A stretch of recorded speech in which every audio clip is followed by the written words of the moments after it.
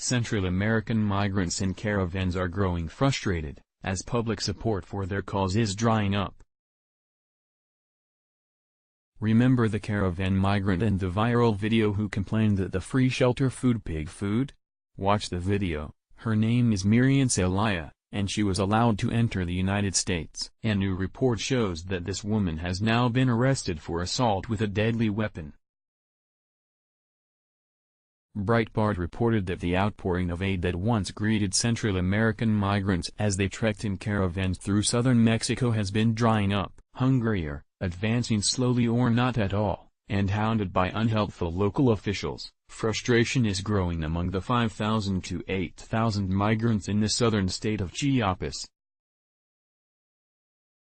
The costs of taking in the migrants is straining both Mexico and the United States. Watch the video. From Fox News. Madison Mendoza, her feet aching and her face burned by the sun, wept as she said she had nothing to feed her 2-year-old son who she'd brought with her on the long trek toward the United States. Mendoza, 22, said an aunt in Honduras had convinced her to join the Migrant Caravan, which she did 2 weeks ago in the capital of Tegucigalpa. The aunt said she'd have no problems, that people along the route in Mexico would help as they did for a large caravan that moved through the area in October. But this time, the help did not come. The outpouring of aid that once greeted Central American migrants as they trekked in caravans through southern Mexico has been drying up, hungrier, advancing slowly or not at all, and hounded by unhelpful local officials. Frustration is growing among the 5,000 to 8,000 migrants in the southern state of Chiapas. What causes me pain is that the baby asks me for food and there are days when I can't provide it, said Mendoza, who fled Honduras with almost no money because she feared for her life after receiving threats from the father of her son. I thought that with a baby, people would help me on road. Members of the caravan in October received food and shelter from town governments, churches and passers-by. Drivers of trucks stopped to give them a lift. Little of that is happening this time. And local officials who once gave them temporary permits to work in Mexico, now seem to snare them in red tape.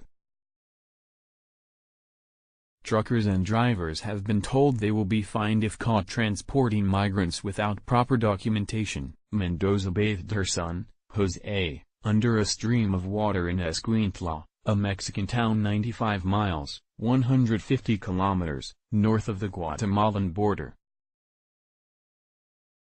It was the first time she has been able to bath the child since they left Tegucigalpa. I don't even have a peso, she said, teary-eyed. Many migrants are collecting mangoes and fruits from trees along the route and sharing food among themselves. Some 1,300 migrants spent the night in Escuintla and were heading north to the town of Mapastepec, Chiapas. Mendoza and Jose arrived in Mapastepec on Saturday. They joined thousands of stranded migrants waiting to see if local authorities provide them with a temporary permit or visa to work in Mexico or whether they would continue their trip to the U.S. border. Heyman Vasquez, a parish priest in Huixla, a community along the caravan's route, said local support for the Central American migrants has dried up because of an anti-migrant discourse that blames them for crime and insecurity. It is due to the campaign of discrimination and xenophobia created through social networks and the media that blames migrants for the insecurity in Chiapas, he said. Oscar Perez, who sells cooked pork in Jalapa, a village along the way, said people have become tired of supporting the migrants because of reports that they've become aggressive. He acknowledged, however, that he doesn't know of anyone who has been attacked by a migrant. Loading. Let's block ads. Why?